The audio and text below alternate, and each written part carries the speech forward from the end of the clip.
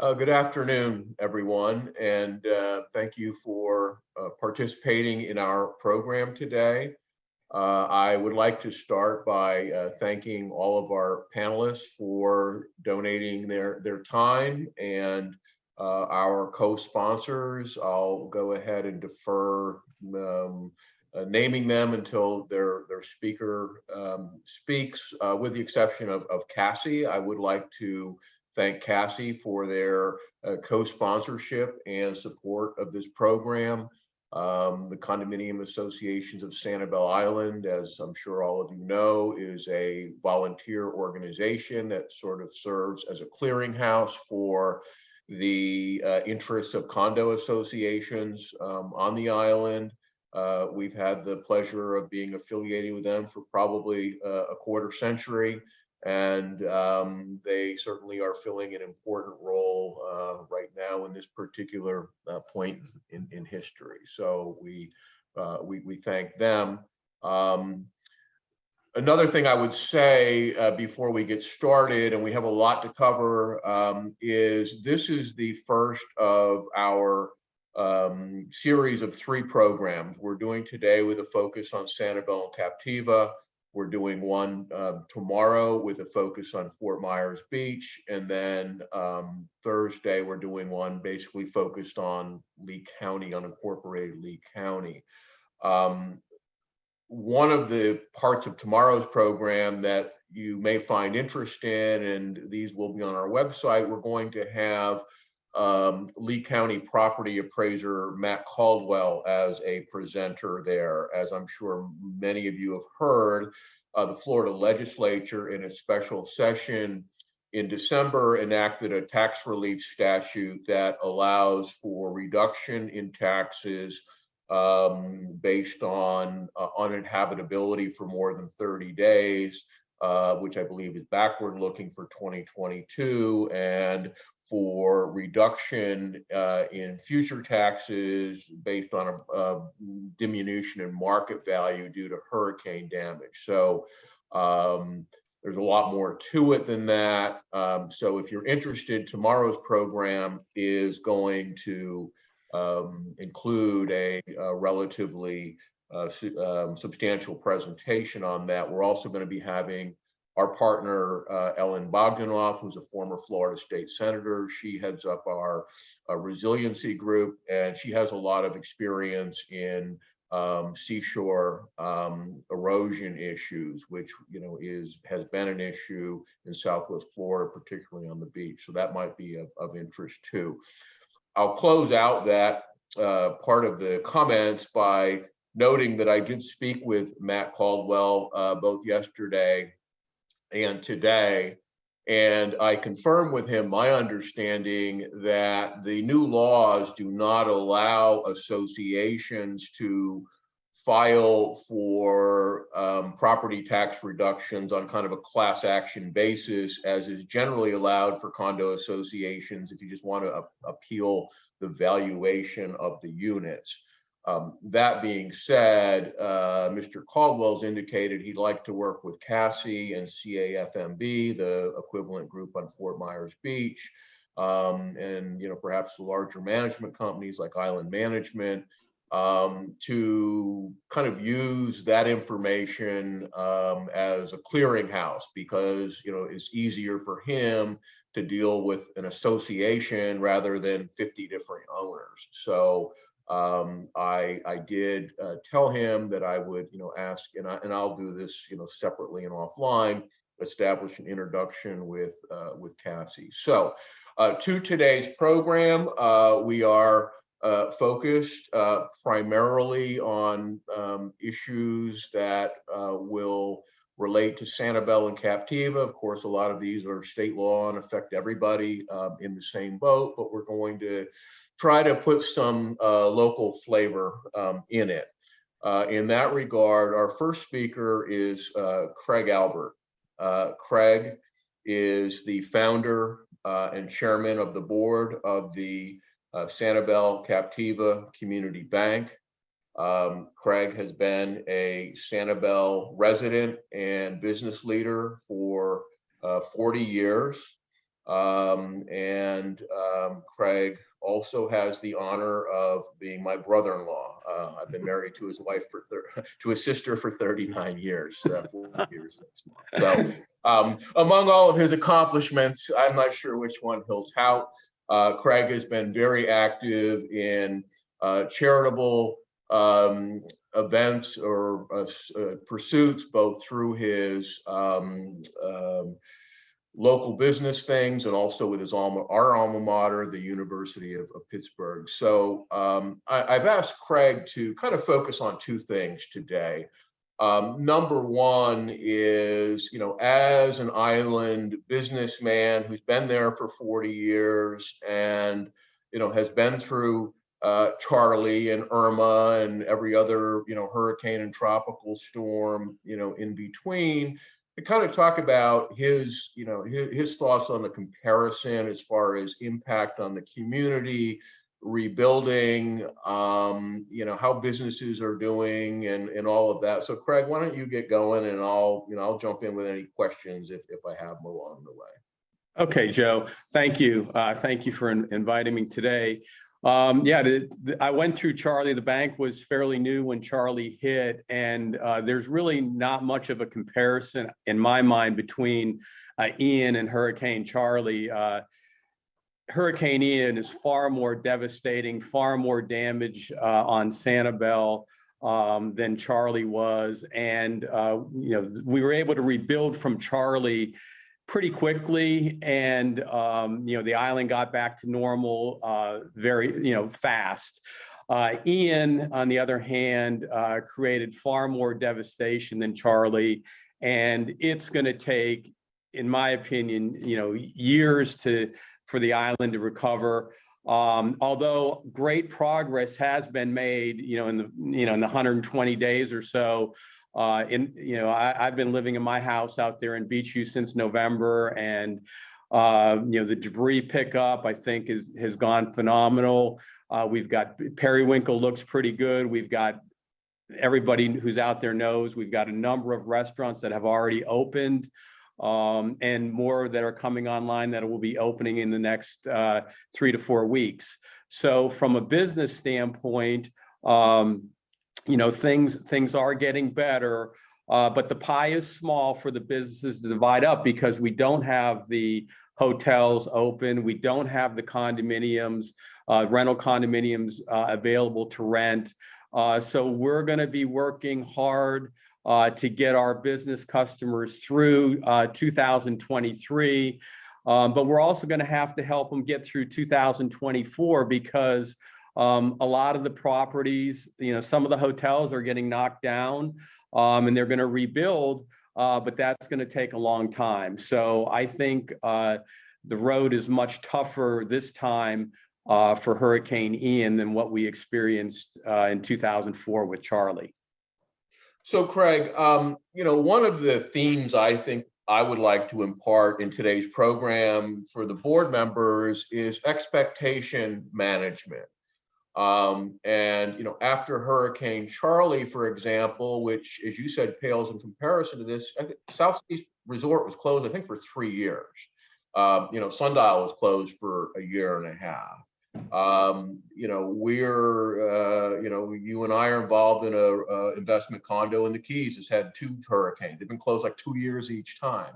And, one of the things that we see is, everybody's like, we need to be the first because, we're aggressive, do it people. But what is your, kind of observation given the scope of the damage from this one, particularly the flood, as to, when realistically Sanibel and Captiva are going to see its first regular season? Obviously not this season. I predict not next season, maybe the season after that. I agree with you, Joe. I think if we could get, and this is really just a guess, but if we could get maybe a third of the rental properties going by January of next year up and running, I think that would be really good. This 2023 season is not going to exist. 2024 season, I think, will be a partial season with some availability, better availability. Places will come online, but I'm just hopeful that 2025 is really gangbusters, and that the island is really comes back strong and has a phenomenal season in 25. But nobody really knows. I mean, exactly. Some of these buildings are going to take a few years, and they've got to get drawings and plans and permits, and it's definitely going to take some time. But I'm hoping for a really good season for 2025. So, using Charlie as a measuring stick, I mean, I've been telling clients with significant damage, 3 years is not an unrealistic projection to be done with this for some. Some will be faster, some will be longer. Correct. I agree with that. Okay, so I'd like to shift gears with you a little, Craig, and talk about what you actually do for a living, and that's banking and lending money. And what I would like you to just, I know from my own personal legal practice that, SanCap has had a very robust involvement and relationship with island associations and lendings, from concrete restoration projects to lines of credit to all of the borrowing needs that associations might have. So why don't you talk a little bit about your condo lending practices, your observations on it, things about lines of credit right now, is availability of credit between the storm and what the Fed's doing. Just tell us what's on your mind. Yeah, well, correct, Joe. Condominium lending has been one of our niches for many years. I think in my 40-year career, I've probably done easily hundreds of condominium association loans. In this case, I think we'll be issuing and have already issued a number of construction lines of credit for the condominium associations that need help rebuilding. And on those lines of credit, we do not require personal guarantees from any board members or any residents. We don't require any of that. What we do, the board generally passes a special assessment of a certain amount of money to the condo owners, and then we go ahead and we take an assignment of that special assessment, and that's basically our collateral. Over the years, the term of the loans, usually they're run between 2 and 7 years. Mostly it's 2 to 5 years. We can go out longer if necessary on the loans, and it's really just math. And it doesn't really matter if you have 120 unit complex or if you have a 10 unit complex. We basically back into the repayment period when we're talking to the treasurer or the president of the board of the association. And I think the easiest thing for me to do would be just to give an example. These aren't real numbers, but I'm a simple guy, and just to give some simple numbers to everybody so they can kind of understand what I'm talking about. If we have a 10 unit condo complex and they want to borrow $1 million, and they do a special assessment for $1 million, well, that means each condominium owner is responsible for $100,000 of that $1 million loan.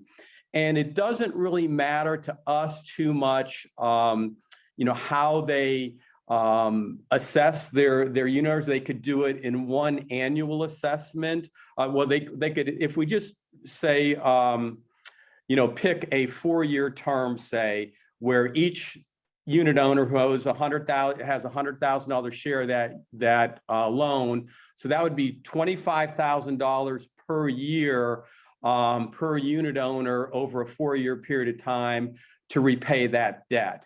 And it doesn't really matter to us whether the association does one annual assessment of $25,000 a year, whether they do a semi-annual assessment of $12,500 a year, or however, or they want to do quarterly assessments.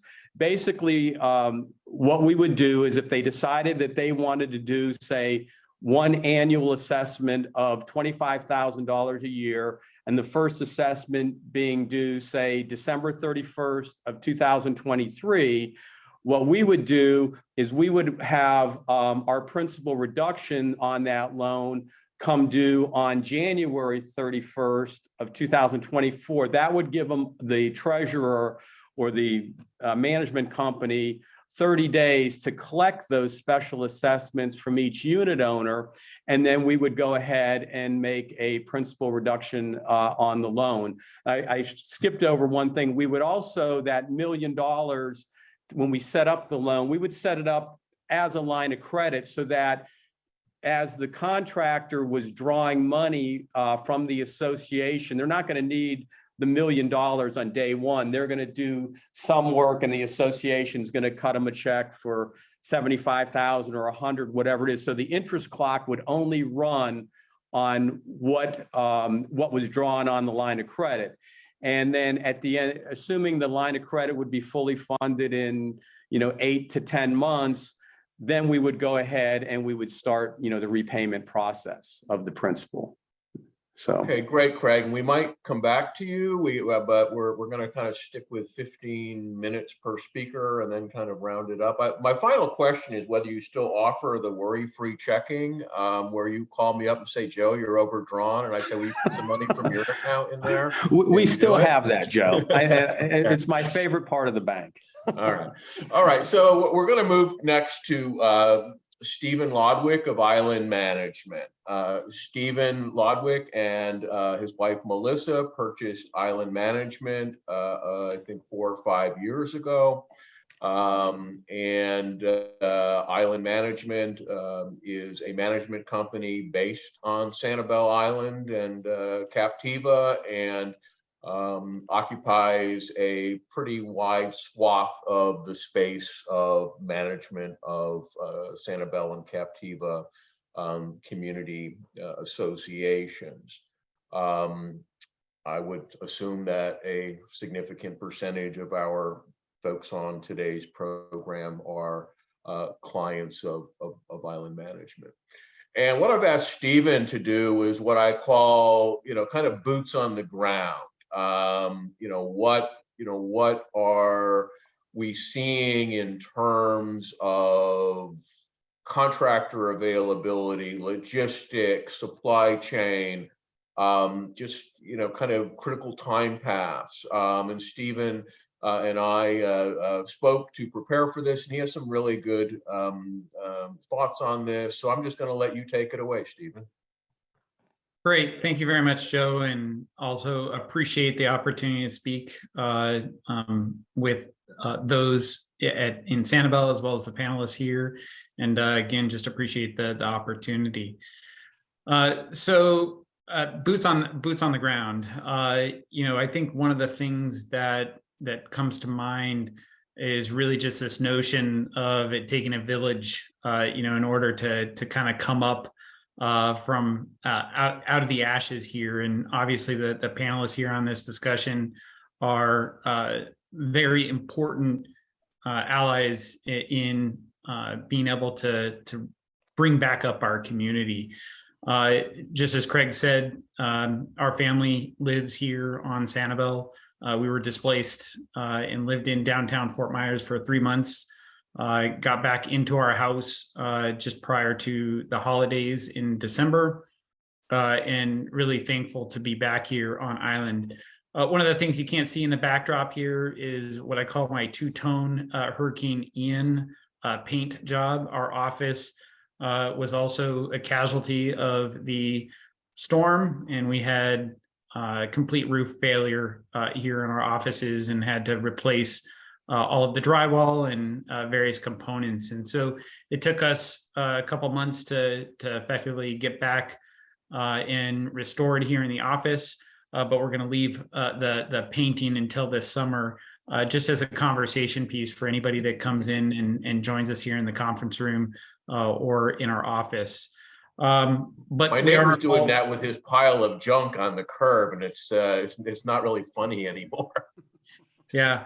The first time I got back here and they were replacing, sections of the roof, I got a nail in every single one of my tires all at once, in 4 tires on the same day. It was not a fun situation.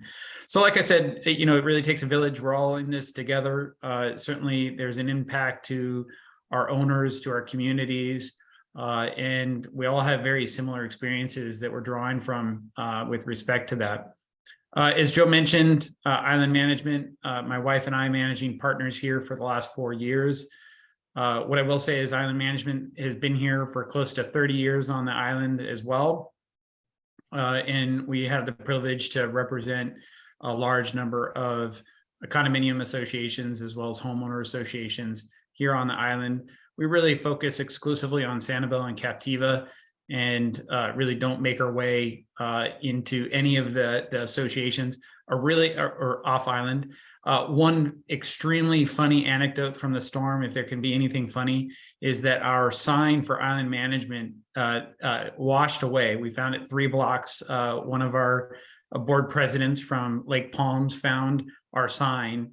The bottom part of the sign was damaged and is nowhere to be found, but that actually removed the Fort Myers designation on there. So it was a good way to say that we don't really manage anything in Fort Myers. So we'll hang that sign back up, and it will be another conversation piece. So I appreciate that. But getting to kind of the meat of the discussion and really focused on this, one of the things that I started soon after the storm was really a president liaison call. And I had 5 areas that I asked our communities to really focus on. And I'm gonna really refocus on 3 of those efforts that are kind of boots on the ground and challenges and problems that our communities are facing right now. So those 3 areas are the transition from remediation to restoration. So the ability to recover the community. Number 2 is owner communication, and really the critical aspects of owner communication and outward communication from the association board of directors to the owners. And then number 3 is money matters, that really dovetails with what Craig is mentioning, but really what different associations are doing in terms of bridging the gap and keeping cash flowing within their communities. So going back to number 1, the transition from remediation and restoration, I think there's a few things to really focus on here. Just observationally, if you come and visit your property, a few things, or owners come and visit the property, a few things that you'll notice. There are fewer eyes and ears on the ground right now. You may actually experience or observe that the project for restoration of your community appears dormant and that nothing is occurring. We get these questions from our owners regularly in terms of, why is the property next door having workers or the roof replaced or some activity going on? Why is this not occurring on our property? And let me just say that really that transition from remediation to restoration is a really critical one for our communities. Remediation often comes under the use of emergency powers in terms of decision-making because time is of the essence with regards to remediation. That includes the recovery and the repair of major issues with roof, sealing in the building and the building envelope, closing up spaces that were impacted. And so remediation happens very, very quickly in overall time. Whereas that what you'll observe now is that a lot of the communities are cleaned up, their sites are cleaned up, and a lot of the debris has been taken away. You see lower level floors that have been demoed.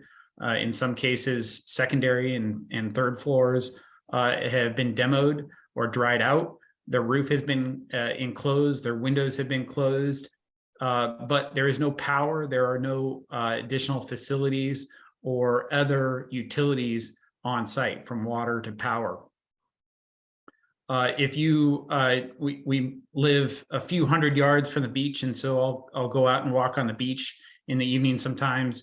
And east, west, and middle Gulf drives are very dark at night if you're looking from the beach.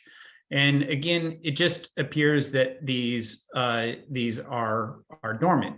But again, that's a perception. And part of this is really just understanding that as communities transition from remediation into restoration, that we switch the mindset with regards to how decisions are being made. Stephen, can I interrupt you for a second? Because just so, and I'm sorry, but you told me something yesterday that blew my mind, which kind of goes in this this transition, and it's the availability of power to the condominiums and the difference between the problems internally, let's say, past the transformer, and the problems outside. And I asked you to estimate how many condo associations on the island still don't have power. Would you share your answer and a little bit of that? It's well over 75% do not have power to the buildings themselves. So that is 3 out of 4. There are fewer than 10 community associations on the Gulf that I'm aware of that actually have restored power to what I would refer to as power to the main central panel. So in order to do that, a lot of times this is extremely multidimensional and time consuming. Utility is so LCEC, Florida Power, they're restoring power to the road, but then oftentimes there's damage to the utility that is a combination between contractor as well as LCEC to restore power to the property. They're having to dig trenches, dig lines, lay down very large lines to interconnect back into the transformers in the buildings. This takes permitting, it takes time to be able to do that. And so if you, like I said, all you have to do is go out and walk out on the beach in the evening and look towards the communities. The only lights that you see are often ones where they're generators that are powering various aspects of those. But in terms of building lights and various other things, there are very few. So before we leave that point, because this is really interesting and unfortunate. I mean, you're obviously not the person to ask, but if you had to guess, how long is it going to be before these kind of infrastructure problems get to a sense of normalcy? Because obviously even renovations are dependent on electricity, let alone having an operating resort. Do you have any sense of that from what you've been hearing? Yeah, in terms of power restoration, to really get to a point where the vast majority of communities on West, Middle, and East Gulf, it's going to be 3 to 6 months before they have power. And really the underlying conditions for that is that there's quite a bit of work that needs to even get the power back to the buildings. There are supply chain shortages with regards to some of the electrical components that feed into those transformers, into the panels, different types of panels with regards to 3-phase or higher amperage panels and things like that. The engineering work that needs to be done, approved, and permitted. So there are a lot of various aspects to be able to get that done. So just in terms of foundational power, it might be 3 to 6 months for some of these longer lead times where you have all of these components that need to come together. Now, we have seen some communities energized on the beach, and one off of Middle Gulf was one of the first ones that I observed, where they had power restored to the main panel, and their condition was they had a panel on the second floor. And so it was really about the transformers and fewer parts to be able to do that. But there was a lot of work even in getting that done. So it's going to be 3 to 6 months, really to be able to restore power to some of these harder, more difficult areas with a lot of other issues that they have there. Okay, so back, we're on the topic of kind of the transition from remediation to reconstruction, and I think power is one part of it, but what else are you seeing as being the challenges in what I call phase two? And I call this phase Yeah. two of the storm. Yeah. So phase two, to me, one theme really is just practicing patience. This is owners, this is board members. Board members are volunteers. They're working tirelessly to be able to piece and put back together their communities.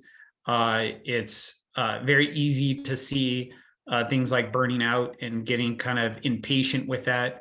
And then owners that may not necessarily understand, they just view it as being dormant. So to me, one of the other things that I really thematically that I've really pushed on a lot in conversations is really leveraging your professional network and then extending that professional network. So your professional network are your attorneys and your counsel, your insurance agents, your property management firms like Island Management, and really just tapping into those as resources to help guide.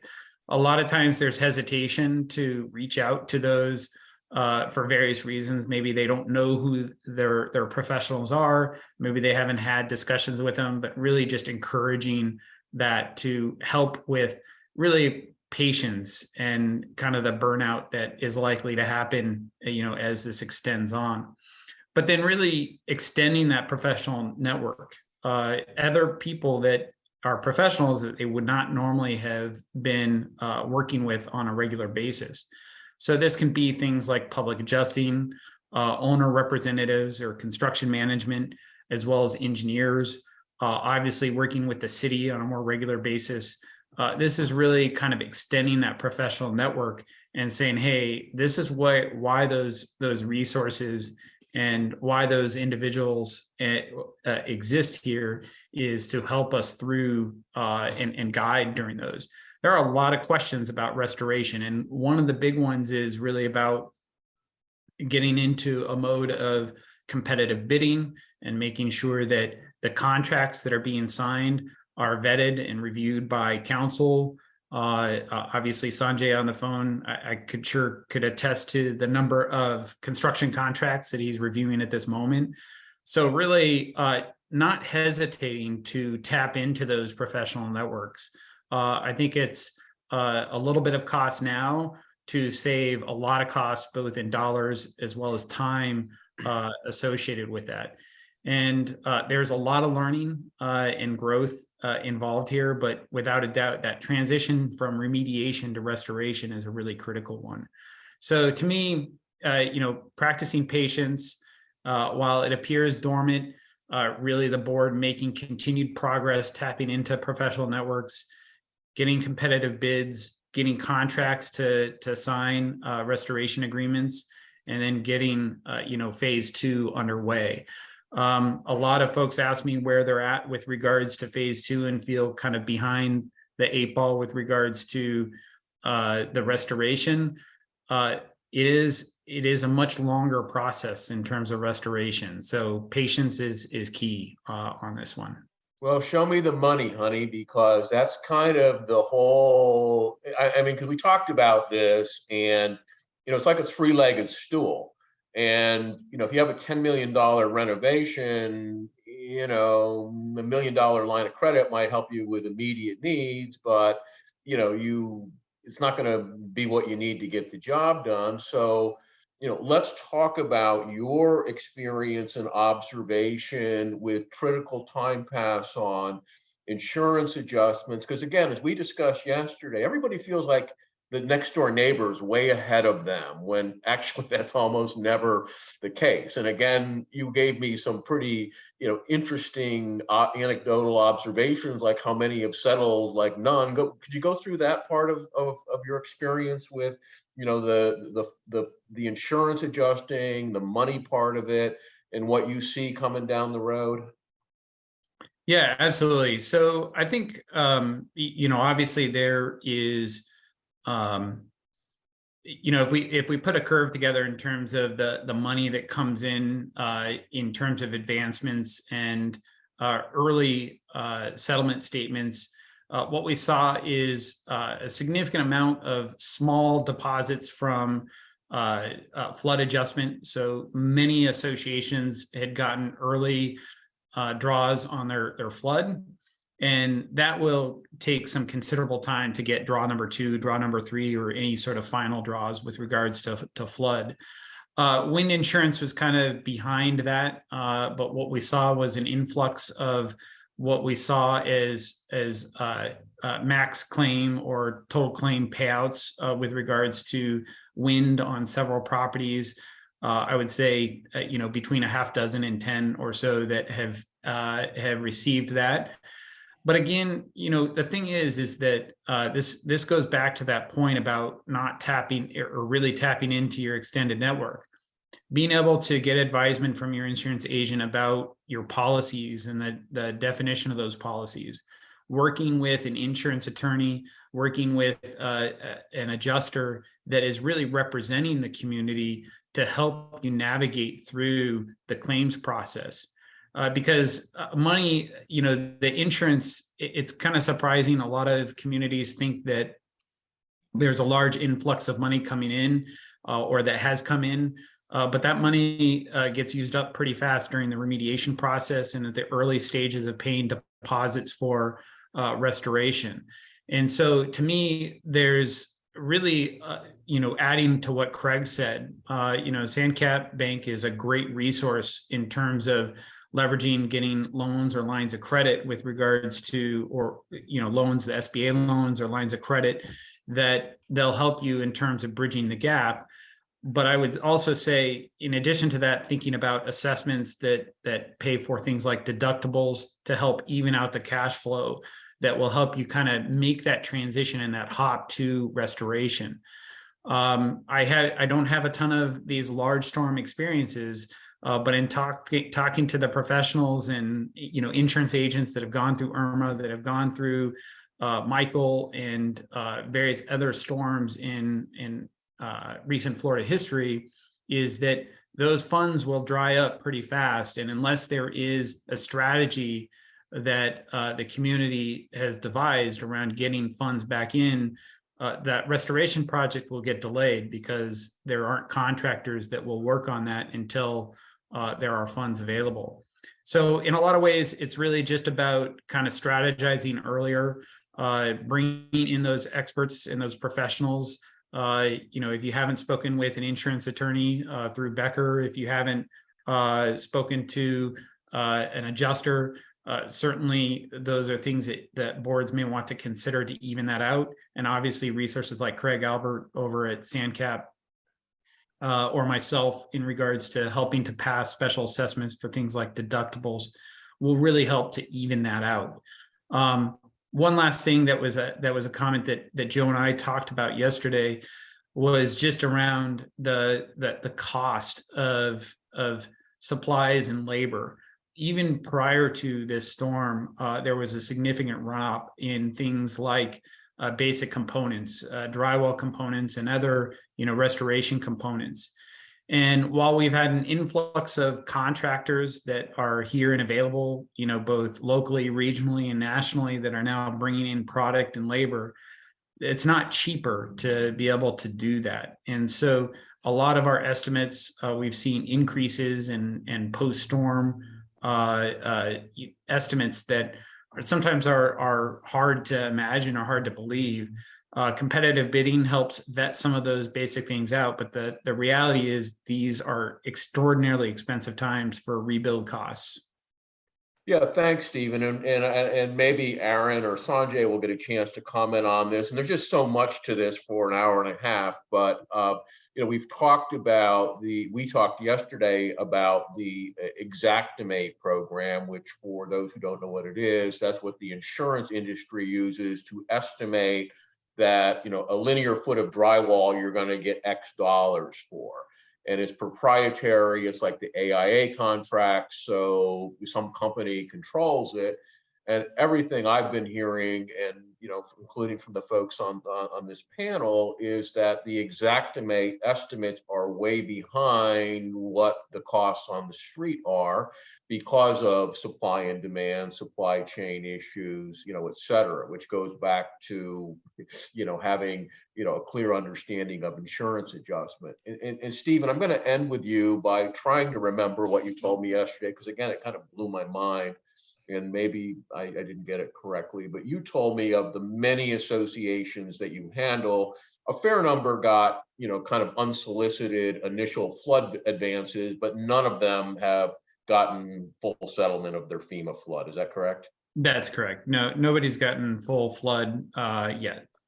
And on the wind, with the exception of those where the insurer came in and said, oh, snap, this is well above policy limits, and cut them a check, nobody settled their wind either, right? Nobody has settled wind unless it was at policy limits. And even then, at policy limits, I would encourage you to speak to your insurance agent, insurance attorney, or adjuster. And the reason being is there are some things that fall outside of classic policy limits in terms of riders, in terms of ordinance and law coverages, and things that might allow somebody that really understands the insurance market to be able to tap into additional resources that are there. So yeah, without a doubt. So yeah, because as I said before, I think there's sometimes just people get all of these Facebook and emails from their owners saying, well, the place next door is going so much better, and that kind of thing, and that's just human nature. But I think that's a really, really helpful piece of information. So thank you, Stephen. We're going to move next to Craig Millay, who we're very, very honored to have on our program today. Craig is the chief building official for the city of Sanibel. He is educated as an architect, has spent time in that field, and has spent at least the last decade in serving as a municipal building official. He is a certified floodplain administrator, say that 3 times. And Craig Millay has worked with a number of our clients. My partner, Aaron Pruss, who's one of our construction lawyers, has primarily been our liaison in permitting issues in Sanjay. So I am going to ask Craig, we also spoke, and I'm just going to, ask him to kind of reflect on his observations on the process. He's, like the rest of us, kind of know what's going on here.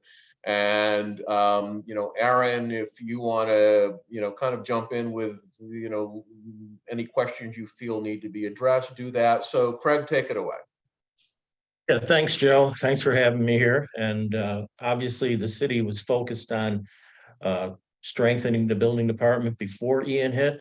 And they've worked diligently after to support me and the department and bringing the resources that we need to facilitate the rebuilding of Sanibel. Just last week, we had approval to change our electronic permitting system to a new system that we've been using in my previous position in the city of Naples. We know it works. We know it works well. It provides a level of service that the system that we have right now cannot do. And it's going to be imperative that we have that system up and running by December of next year. As we all just heard, it's going to be a year or so before all these new permits start coming in. The emergency permits that we have for rebuilding, they're a little bit different animal. They can flow through the system quickly, but new rebuilds will not. And we need a system that will expedite that work and support our customers out there, our residents who need to rebuild. Let's talk about first maybe our commercial and retail structures. Obviously, it's important to the city, not only from a tax base, but also to have these establishments up and running as soon as possible. We all have the greatest restaurants and shops, and if we don't get them up and running, we're going to lose them. So we want to facilitate our commercial and retail spaces to get up and running and get their permits in. The process is similar to what we have in condominiums. Commercial structures do have a value, a market value on the Lee County appraisal site. Most do. They separate building and land.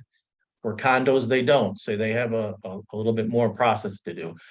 But we still recommend that if you're a commercial structural owner, that you get a private appraisal, because that'll give you more money to spend if it's below flood, meeting that FEMA 50% rule. I'm not sure, Joe, do you want me to go through the whole FEMA 50% rule? Absolutely. As we all know, it's the market value of the structure, not the land. So that's what an appraisal will give you, will give you that market value of the structure. And you can only spend 50% of that, 49.9%, in order to repair that structure back to its pre-storm condition. So be very careful what you want to put back in these buildings. If you need to save money, don't put the most expensive finishes back in. So there's a way to help you go through that process. And what we're asking for is, like we are with the condominiums, is to have the owner, any management company, and the contractor to set up a meeting with me, and we do usually by Zoom. And we'll look at your cost estimates, we'll look at your appraisal, and we will decide there, how are you? You're under that 50% rule. Let's then get to permitting. So we'll keep a file on all these structures so that I have evidence that they're under the 50% rule, and we can facilitate permitting. Now we go to condos, we want the same process. We want to work with the management company. We want to work with the association board, whoever is going to represent them, and the contractor. We want to set up a Zoom meeting prior to you going in for permits. We want to talk about the cost estimates and the appraisal. We want to look at that, and we want to verify that we're going to meet the 50% rule. Once we do that, then we can allow permitting to flow through. And at that time, we are allowing, if we're close to our cost estimate being completed but not yet submitted, you can get your roof permit. You can get your power permit. All I need is a letter from the association that it's at their own risk based on the 50% rule.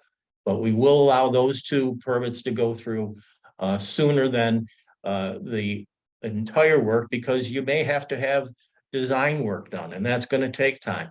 You're going to have engineering work. You're going to have to get your cost estimates finalized. So between that, to bridge that gap, we're allowing roofing and electric permits to come through. Anything else, Joe? No, I think we have a pretty sophisticated audience here. Obviously, if you exceed the 50% rule, the kind of the short version is you got to raise the building up to 10 or 12 feet, right? I mean, that's, I think, the most common outcome of that. Right. You know, we do have structures that are above flood, condos that are above flood. So, and our flood maps changed, some in favor, some went up, some went down. So if you think you're above flood, we need to get an updated flood elevation certificate for that building. Since our flood maps changed November 17th, it has to be newer than that. And if we're provided that, then the 50% rule does not apply. So that's an important thing to add. Right. So Aaron, could you maybe kind of speak and involve Craig on kind of how we're trying to help clients to approach this in a manner that is, deliberative and studied to kind of understand where we're going to be before we get there, and start with the appraisal.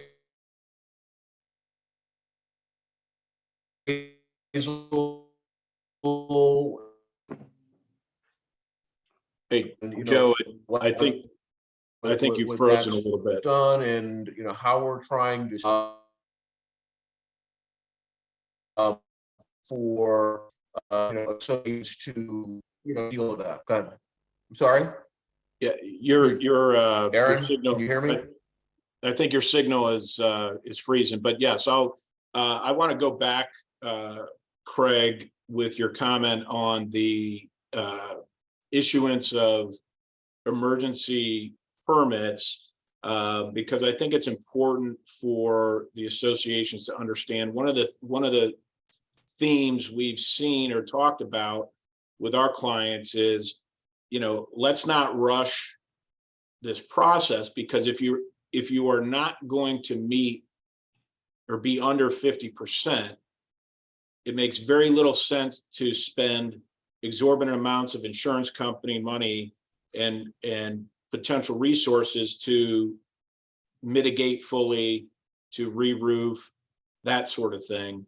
And I know that you just discussed about the roofing permits being issued on an emergency basis and electrical. Discuss, if you wouldn't mind, quickly, just the risk associated with doing that. Yeah, of course, Aaron, the risk is pretty clear. If that building can't get repaired to its pre-storm condition under that 50%, then either it's going to get raised, and that's not going to happen. It's going to have to be rebuilt. We do have an ordinance, planning ordinance that allows rebuilding back in the same footprint. So there is that ability, and there will be associations who will have to do that. There are buildings that are not going to be repaired. We hope to help facilitate as many to get repaired as we can. It's critical, as Craig said, is to get our people back, our guests to the island back, to support our services and our retail establishments. And it's a significant impact on our tax base. So the city wants to facilitate this rebuild as quickly and as fast as possible. And we have been in several meetings together with various clients of ours, and you've done a great job of explaining the different components of how you come up with the 50% analysis. One thing I think our audience should know is, how is the city evaluating the individual unit build outs in the context of the overall reconstruction process? Yeah, obviously every association's requirements for permitting are going to be different, but we try to take a general idea and apply it and see how it works. So the general idea is, we have the association, they have common area elements that they have to repair. Now, this is windows, doors, maybe some structural work, roofing, and a lot of these association owns to the gyp board. So they're going to put a white box back, right? We want that cost broken out, and then there's going to be the cost for the individual unit build outs. Now, we love to have all the association members, owners, to team up with that single first, what we call common area element contractor. And if you team up there, then we can get all the work done as quickly as possible. But there's going to be some unit owners who just don't want to do that. So they're going to have to wait until that common area contractor is finished with that unit that owner wants to repair on their own. That could be a timely delay. So it's certainly an advantage for everyone to team up with the common area contractor.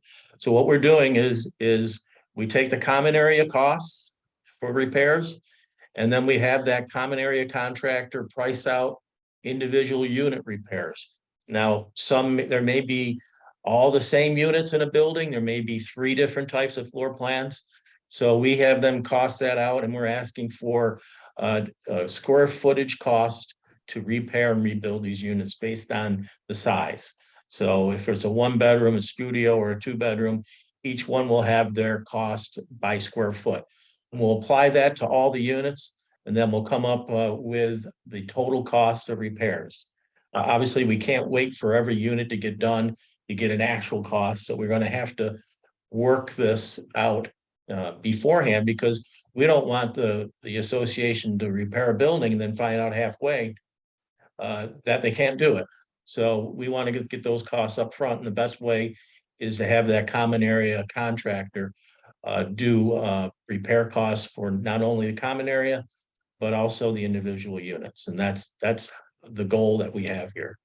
So Craig, let me ask you a question. I understand, first of all, this is all fluid, so this isn't like, you know, the final word, but what am I hearing you say, let's say we have a 50 unit condo and 25 ground floor units are totally, you know, gutted and they have to be repaired. They can be repaired within 50%. And of those 25, 20 are going to use the association's contractor to put back their cabinetry and their, you know, finishes and all of that, and 5 aren't. And that the 20 are also is going to do the rest of the contract. So you're saying those 5 people are going to have to wait until that big contractor closes out the overall job plus the finish of those 20 units before those 5 people can pull permits to do theirs? Not necessarily, it's depending on the job, but when that common area contractor is done in that individual unit, we'll take a letter from them that says, yeah, it's okay, you can pull your own permit in unit 105. And that's how we'll do it. They don't have to wait till the entire job is done necessarily, depending on the project. You know, so we will allow that, because you can't have 2 contractors working in the same unit. From an insurance standpoint, it's just not allowable. So But that's you how would allow a separate contractor. Let's say what I'll call the general contractor is doing all the common property plus 20 of the units. So these 5 people that want to have their own contractor, can that contractor be on the job at the same time as the big general contractor? Yes, but not working in the same unit. That unit has to be completed by the general common area contractor first. So if the general gets it to the, we'll call the white box condition, then that owner's contractor could pull a permit and come in and do their thing. That's correct, with a letter from that general common contractor. Right now, I think we've gone through this process with 8 or 10 condominiums that have met the requirements that they're below the 50% rule, and they're pulling permits right now. So we have a lot to go. So I hope that based on this seminar, we get a lot of people who is reaching out to me and their associations, and we get the ball rolling for a lot more than just 10. Right. Now, I was going to ask you what requires a permit. It's probably easier to ask you what doesn't require a permit. Well, at this stage, everything requires a permit, especially if you're below flood, because we are going to have to meet that FEMA 50% rule regulation. So all the work is required to obtain a permit, and all the work except for appliances that aren't built in is included in that 50% FEMA cost. Okay. Craig, Aaron, do you have any other questions of Craig? yeah, again, I think another important point for our audience to understand, what impact, if any, does the cost of demolition and cleanup have in the 50% rule analysis? Are those costs factored in, or can you clean up your community first, as most have done, and then move forward with getting a permit just for the rebuild, which might include some demolition of, you know, tearing out a drywall, et cetera? Yeah, the cost to tear out that drywall is to be included in the permit, but not to ventilate or clean. It's just the cost to remove that drywall, and that should be included. And it doesn't include disposing it off-site. And none of the site cleanup is included. It's just the structure here for the 50% rule. So just removing that tear out gypboard work, basically. Yeah. And then, and Craig, just one last thing on the required inspections that are going to occur as reconstruction progresses. Obviously, if multiple of the islands associations are doing concurrent construction projects, your office is going to be a little bit taxed in terms of being able to get out to make inspections. What options do condominium associations have from an inspection standpoint to maybe alleviate the burden on the city and expedite the process for the community? Yeah, we're hoping to have the right number of inspectors out there. Right now, we're keeping up. But we will need more inspectors, and we plan on bringing more in, not only to be on our staff, but also bringing in from outside engineering companies. But associations can choose to bring in a private provider for inspections. They can use their engineer or architect. That might be a good way to quickly get that work inspected. And certainly we'll work with the associations, and we'll make sure that we get everything inspected. Excellent. And Thank I got a question here. With significant increase in cost, shouldn't there be some relaxation of the rule? Just to be clear, the FEMA 50% rule is a federal law that every municipality has to follow as a condition of getting federal aid or support or whatever keeps you running, right? I mean, that's you don't have the authority to waive FEMA rules. Is that correct? I don't have that authority, and we're doing the best to make that process go as quickly and easy as possible. Sometimes it's not perfect, but our contractor's been providing reasonable cost estimates that we can accept, and we're moving forward with that. But no, there's no way to change the rules now. That's for sure. But I would say that the appraisals I've seen come in, I think balance that increase in cost of work. They've been coming in very favorable. Good, Craig, good. And Aaron, I wanted you to talk about one thing, because we're getting a lot of these kind of sunshine law issues. All the owners want to see everything. And, one of the things you said to me is, with these appraisals, for example, we don't want them to be out in the world because every contractor is going to bid 49.9% of the appraisal value for the work when we can maybe get it cheaper. You want to speak to that and whatever else you have on your mind? Yeah, I mean, the market is going to dictate the cost of reconstruction. And, it's been our position that rather than deal with the market value analysis for reconstruction, we need to deal with what are these contractors going to bid to do a specific scope of work. So instead of putting that cart before the horse, you need to have your design professionals evaluate the property and develop a scope of work for the reconstruction. Once you have that scope of work developed, then you can go put that out to bid to, preferably at least 2 or 3 general contractors, and find out what those cost estimates are going to be. The fear, at least that I would have, is if the contractors bidding the project knew what they needed to do to stay under 50%, we're not going to see any estimates that are less than, say, 49% of the appraised market value, and it may not be indicative of the actual cost of construction. So, Aaron, why don't we use that as a segue to your presentation, which I'm generically calling project management. As Stephen Lodwick alluded to, the remediation thing, I think, creates a set of false expectations, because there's a huge industry of people that just swarm these storms and, take care of, like, you're in a crisis, emergency remediation. That's phase one. And, that happens because the industry understands its disaster response. But that's come and gone in 99% of the cases. So, we used to have a program called "Don't Make Your Restoration Contract a Bigger Disaster Than the Storm." And we see that. So let's talk, because you've started getting into kind of the cart and the horse, because we've had clients coming in. Well, we've done this, we've done that. Who's your engineer? Huh?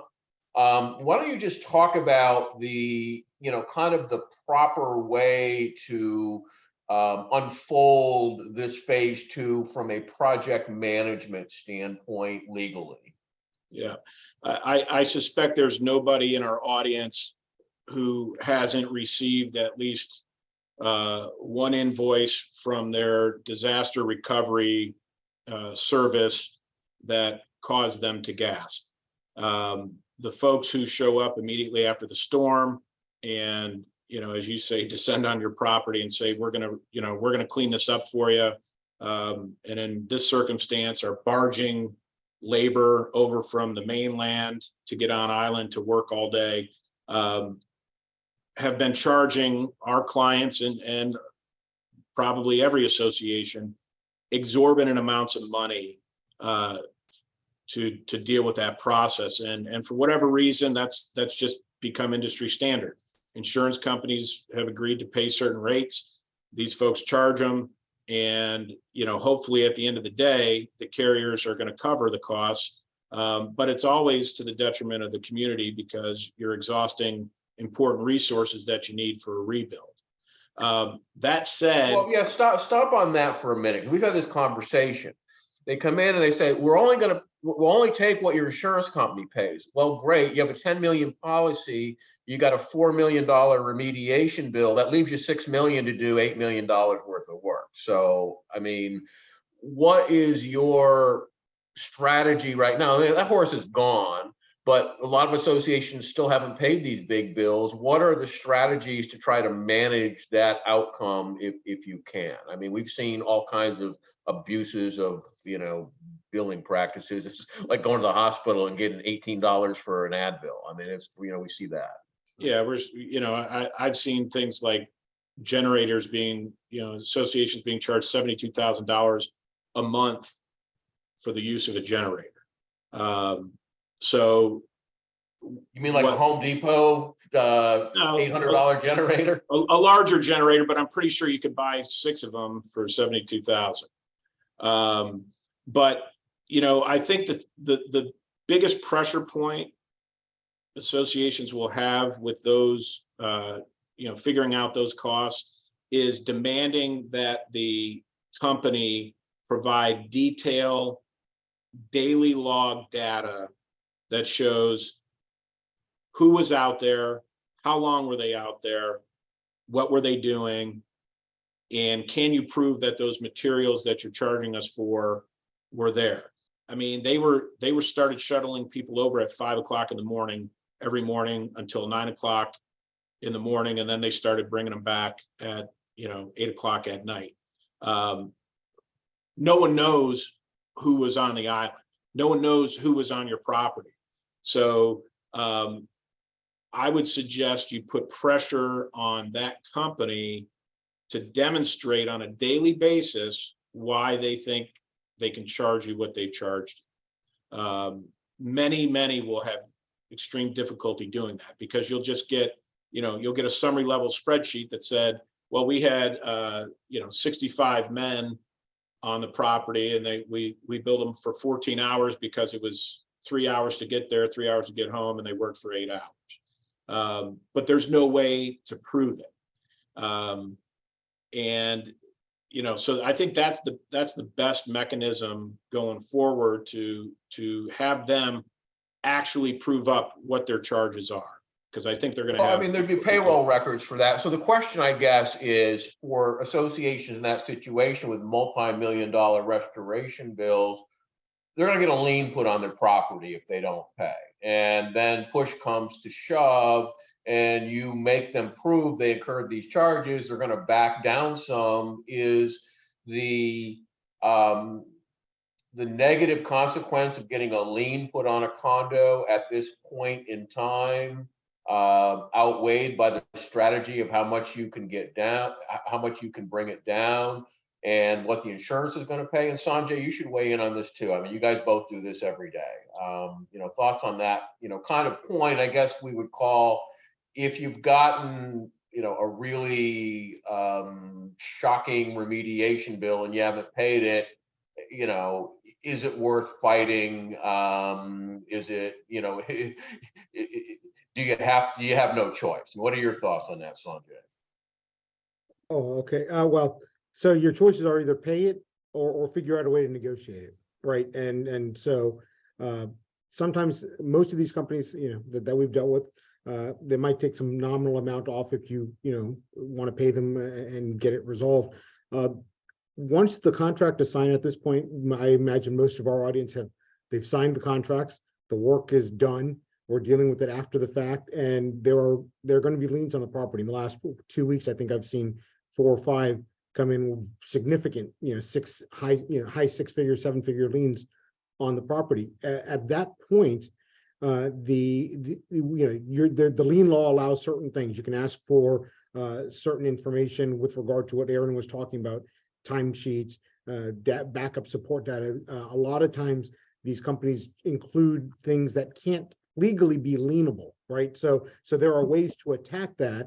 But what you're going to do is you're going to have to fight, right? You're going to have to gear up for some level of fight. It doesn't mean you're going to try the case in front of a judge and jury, but you're going to have to push back and use those levers under the lien law. I'm sure those contracts don't have any levers in them. Most of those standard forms that I've seen are pretty one-sided. But when you have a time and materials contract, they should be able to support and justify those numbers. And I think the associations, predominantly have to push back and say, legally show us these documents, and engage counsel, typically for that purpose.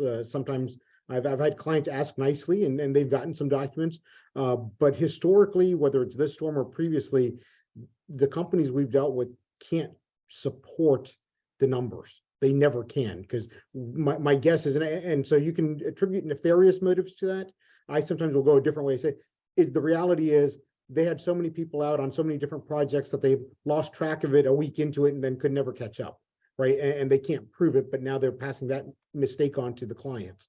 So gear up for a fight or pay them. Those are really your only options. And I think there are levers in the law to allow you to fight the lien.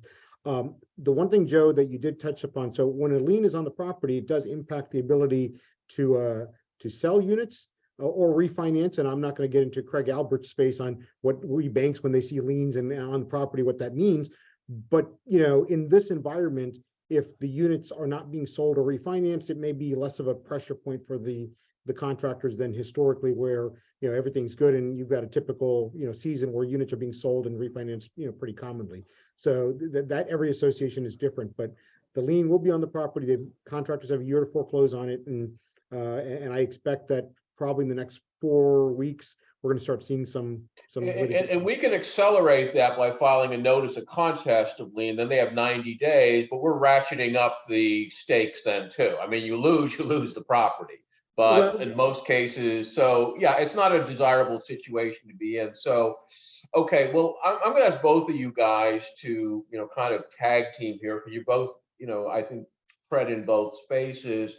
But let's talk about, Aaron and Sanjay. We kind of started with project management, but it's really a multi-headed monster, because it not only includes having the right professional team, as Stephen Lodwick alluded to. I mean, I reviewed a contract the other day. It was literally 5 lines long. It's like, how much is this? $6 million. I mean, really?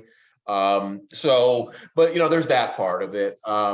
Engineers and all of that. But then there's also, show me the money, honey. The relationship to how we're going to pay for this in the insurance adjusting process, and it's mind-boggling. So why don't you two gentlemen, when a client walks in and it's like, I have a 100-unit condo, we just we got whacked, we just spent $3 million on remediation, we just got $750,000 from FEMA, we got a $12 million problem at least. What do we do next? I mean, what do you do for me?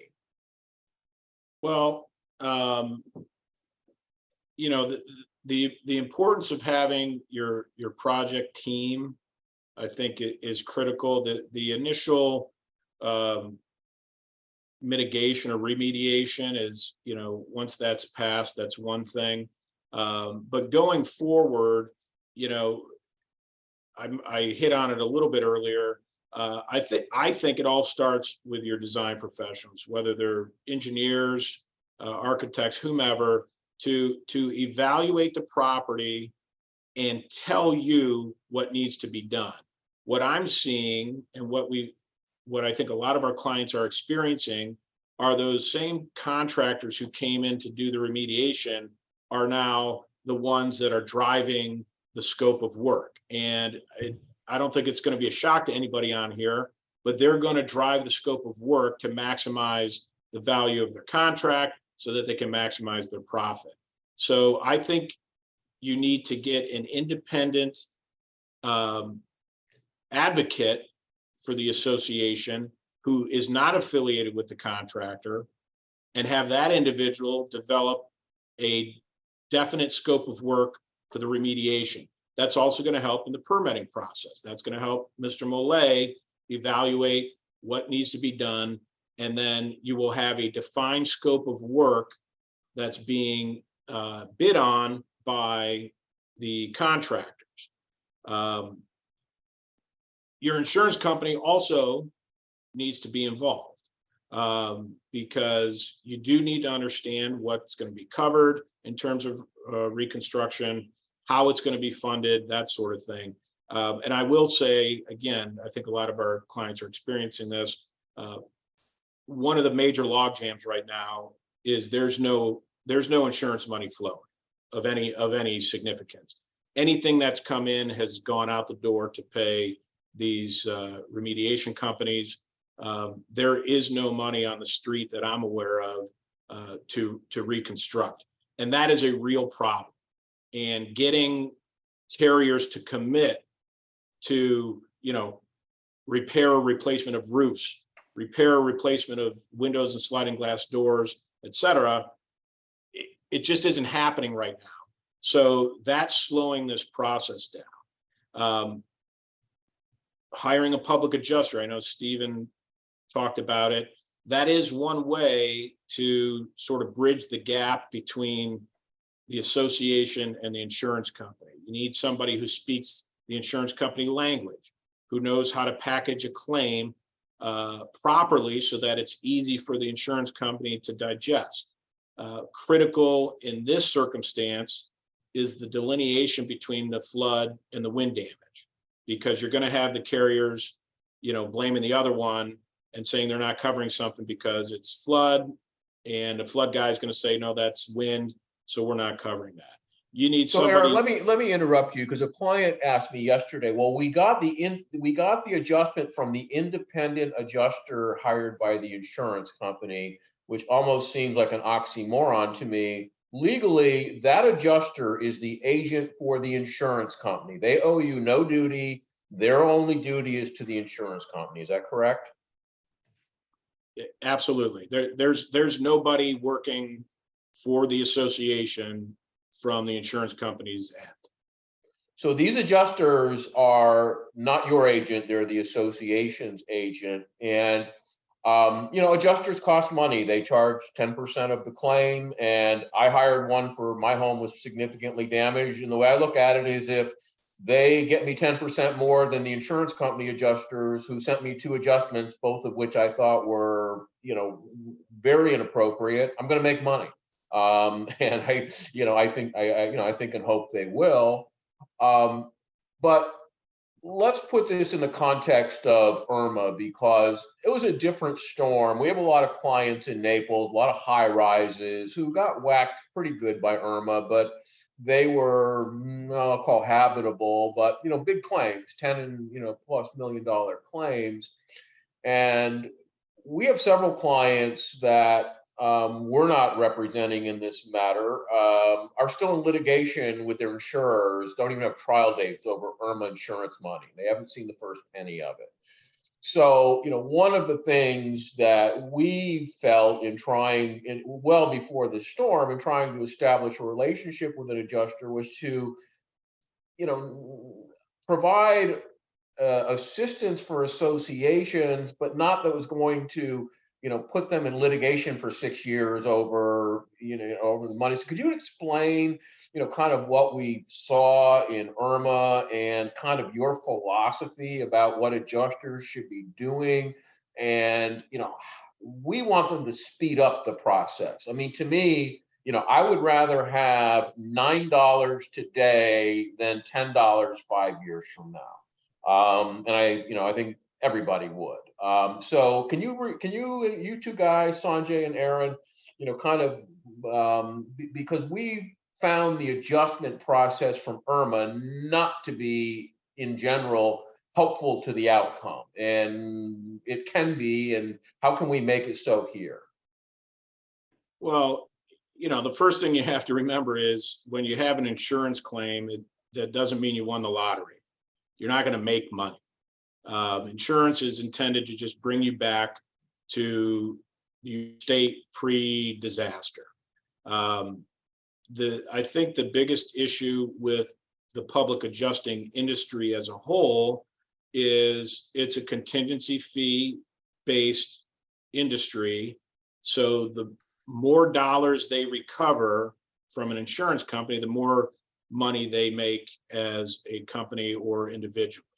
And so I think there's a tendency to try to overstate claims, to include things that were not damaged, and to maximize recovery in order to maximize profit. And insurance companies are nothing if not sophisticated. And they have plenty of people on their end. They've got seemingly endless amounts of money for litigation. And if they don't believe you're adjusting a claim properly, they're not going to pay it. And when they don't pay it, you've got one option or two options, let's say. You can either raise the money yourself and fix it, or as Sanjay said, you can fight. And, we do have several clients that, we've learned after the fact that, are still in litigation from a hurricane that occurred 5 years ago, almost 6 years ago now. So let me, with regard to claims and hiring a public adjuster, because most they can add value, but insurance carriers they don't like public adjusters. But guess what? They don't like people that can justify what the claims are about and say, hey, you've undervalued this claim. Joe, as you said before, the adjusters that have come out from the insurance company, they, whatever company is your insurance carrier, whether it's for the flood or the wind, almost all of them hire third-party administrators to adjust the claim. So you'll have a number of them. I'm not going to name them by name, but it's like they work for such and such adjuster, and you're like, well, but I thought this other company was my carrier. Well, they might be, but they've got a bunch of folks that come out. They are all, I've talked to some of them with regard to claims that are on our desk already. They are all, to a man, overwhelmed beyond what they would have expected, just given the size and scope of the issue and the problems going down from flood claims down on Marco Island, or sorry, not Marco, down in Naples, to windstorm claims coming out of Jacksonville. I mean, it's kind of a whole. Somebody asked me about it once. I said, well, we lost power on the 28th of September, and I have no idea what happened to the storm after that. But apparently, there's a wide swath of destruction north of us as well. So these folks are overwhelmed. Once again, some of it's maybe not nefarious. It's just these claims are beyond them. I think from this side of it, though, retaining a public adjuster can be good. Interview, one or two, three. Ask your counsel for references. If it's us, you can ask us. We'll give you a couple names, including one that's affiliated with the firm. The other thing is to understand what you have as an insurance, or sorry, as an association. As Aaron just mentioned, there's only two ways to get the money, right? You're either going to borrow it or raise it internally, or you're going to have to get the insurance money, right? And the insurance company, if it's slow, you really just go back to number one. But with regard to the insurance portion of it, we all have to understand, especially out on Sanibel, there are two different sets of insurance here. There is what everybody refers to as FEMA, which is the flood, which all of those flood policies are administered by different private companies, but it's all FEMA money, subject to the same caps. The policies are almost all the same unless somebody's gotten a private excess policy. Those are all one category. And then the other category is your windstorm and the wind damage. And there are separate deductibles. And so when you have adjusters come out there, they're looking at different things, right? When my flood adjuster came out, he was looking, I'll say, he was looking 6 feet down, right? His eyes never went above 6 feet because that's not his problem. That if there's problems up there, that's windstorm. That's kind of the joking way I kind of looked when I was walking around with him. And so when you've had adjusters come out, they've all looked at their own thing. They've all looked at their own scope, and they are now trying to figure out which part of this is flood, which part of this is windstorm. As lay people, we don't have necessarily the expertise to determine that, right? We're not, our mindset is somebody pay it, right? And we don't care who, but you have to understand, hey, it may have to be categorized into one or the other. So for example, in adjusting the claims, and this is sort of, like I said, a PA could help you, but if you're kind of doing it yourself, you should also be aware, damages to typical first floor, all the drywall came out. Well, that's probably likely a flood. Is it absolutely? I don't know. I'm not, I haven't seen the property, but you should be aware. Okay, so now I've got to categorize that this way, right? And this is who my ire should be directed to if I've got a flood claim. By the way, those have all much lower deductibles. So, very candidly, people try to put things into that category, right? As opposed to the windstorm, which typically has a higher deductible. So those are a lot of the kind of the back and forth. What we have now at this point is, I think a lot of the adjusters on both flood and wind have been out. Well, Sanjay, if I could interrupt you on that one point, flood versus wind, one of the benefits of a public adjuster, I think, is, it's what you said. The wind guy is gonna come in and say, that's, that was underwater, so it's not covered. And then if you're a post-firm building, your flood insurance is going to say, well, that's not covered either. So then the question is, can you say that the wind damaged it before the water got there? That kind of thing. And that's what adjusters, I think, have a good sense, because they got some skin in the game, but they don't want this to drag on. So, one of the things that I think I wanted you to focus on is like flood versus wind, and they're both going to say that.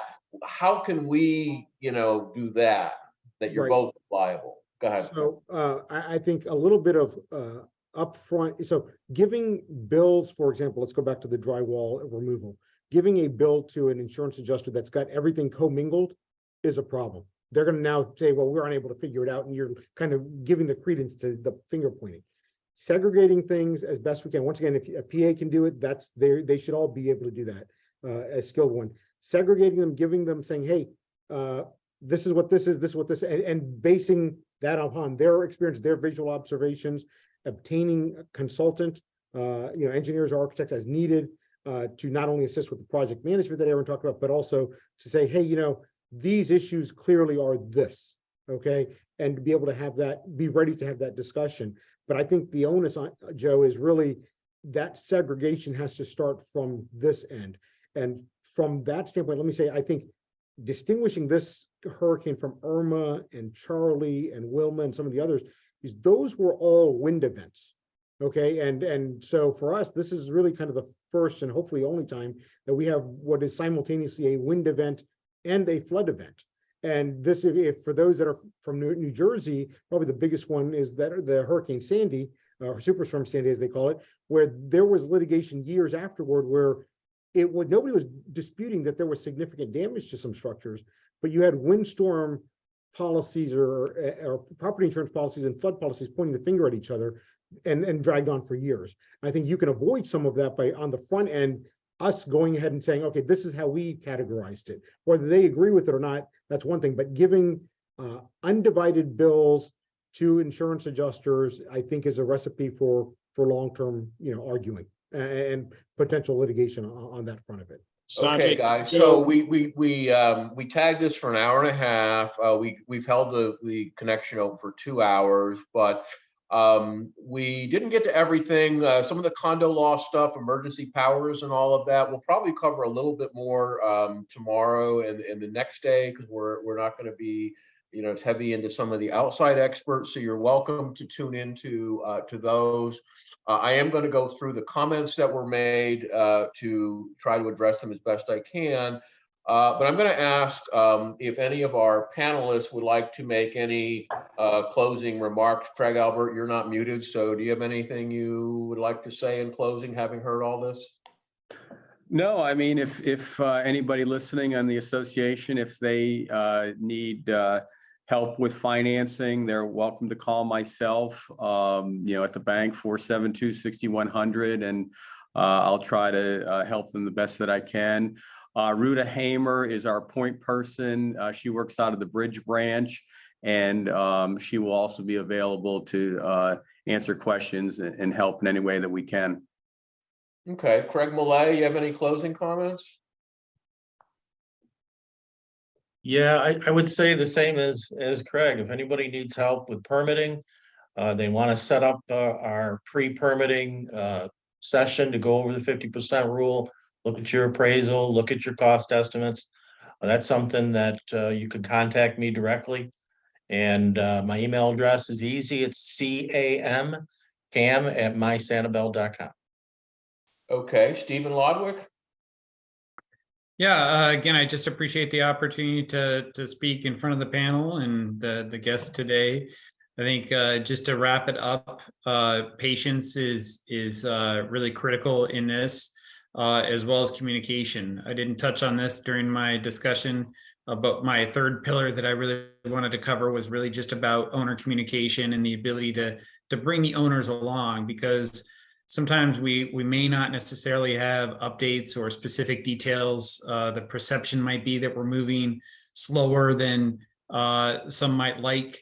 But at the same time, patience and communication are really critical. And then finally, tapping into that professional network, I think is going to be crucial to really expedite and make this go as quickly as it can, knowing that it's really a journey and not a sprint with regards to this. So appreciate the time, everyone. So it's a tortoise and hare race situation? Correct. Sanjay Kurian, do you have any final comments? No, just best time to ask your lawyer to review a contract you're about to sign is before you sign it, not after. That's one bit of advice I'd remind. I always get probably 3 or 4 years where they've signed it and then ask me, well, should I have signed it? Let's ask ahead of time. That's the one piece of advice I'd give you. Aaron? Yeah, just to piggyback on something Stephen said, I had a conversation at the end of December with one of our adjusters, and he had met with a flood adjuster that morning who was getting in his car driving back to Ohio for the holidays, and he mentioned that he had 19 loss reports that he had to write up. So he had inspected 19 condominiums over the course of the time he was down here, didn't prepare a report for any of them, and then was going to go back north to do that. That is the type of activity that's going on with insurance companies, and that's why this process is taking so long. So patience is key. And until the insurance money starts flowing, I'm not sure many folks are going to be able to embark on these big projects. Okay, and then finally, Stephen Lodwick asked me to comment on what's called the affidavit of sufficient funds. I think he wants me to prove I do know something about something. So what that is when someone goes to sell a unit and there is a contract open, a permit, the contractor files what's called a notice of commencement. It's record notice that this contractor is working on the job and can put a lien on the property if they don't get paid. So technically a notice of commencement is a ding on the title, because if I have a notice of commencement on ABC condo and I'm doing work and ABC condo doesn't pay me, I can put a lien on the whole property and take all the units theoretically. So if Craig Albert's going to buy a unit at ABC and there's a notice of commencement filed, this technically could be a title impairment, which his title insurance company would have to pay him for because it was a ding when he bought. So what title companies do is they ask for an affidavit of sufficient funds to basically, for their underwriting standards, to write over that notice of commencement. That's basically, it's an industry thing. And first of all, associations are not legally obligated to do those.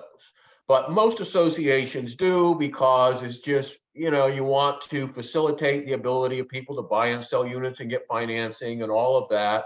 And you've got a job, it's a $750,000 contract, and you've levied a special assessment, you've got $750,000 in the bank. And so there's no worries. I mean, you're going to be able to pay it. Well, now we've got these notice of commencements open on, multi-million-dollar unit cost jobs that we don't even know what they're going to be. There's a well better than 50% chance we're going to have disputes on the work, and there is a chance that a lien could be filed. So, the affidavit of sufficient funds basically requires you to swear under oath, we have enough money to take care of any problem that arises under this notice of commencement. And I really think it is almost impossible to swear that under oath, right now. So, when a client is presented with this issue, I think they should talk to their attorney. If they talk to me, I'm going to basically tell them this. You got two choices: not do it, which you're not legally required to, and it's going to make it harder for people to buy and sell units. I have had clients that just don't do it anyway, and the title companies, bitch and moan a little, but they close over them. Secondly is to do it. And if, bad things happen, that title company could come back on you to make good on what they had to pay their insured. So, it's kind of a business decision weighing, kind of two bad choices. I would, maybe ask the title company if I think, because what I've seen is, if in a certain segment of the market people aren't doing it, the local title companies just close over them anyway. So that is I know something that is a concern to management companies, and Stevens raised it and we discussed it previously, because they get these things every day. And like I said, in the past, it's just been, check box 2, send it out the door. Now checking box 2 could be, a $10 million problem. So that is that. So we're well over time. We do appreciate all of your comments in the chat. We'll take them into account in our other programs. I would encourage you, if you're interested in this topic, we are going to focus a little bit more on the condo law parts in our follow-up programs, and a little bit more on the beach shore and the tax issues. So you're welcome to sign up for them. We're having them tomorrow for Fort Myers Beach centric, and Thursday for Lee County. We're going to have Sean McNulty, who's the chief of the Lee County Building Department there.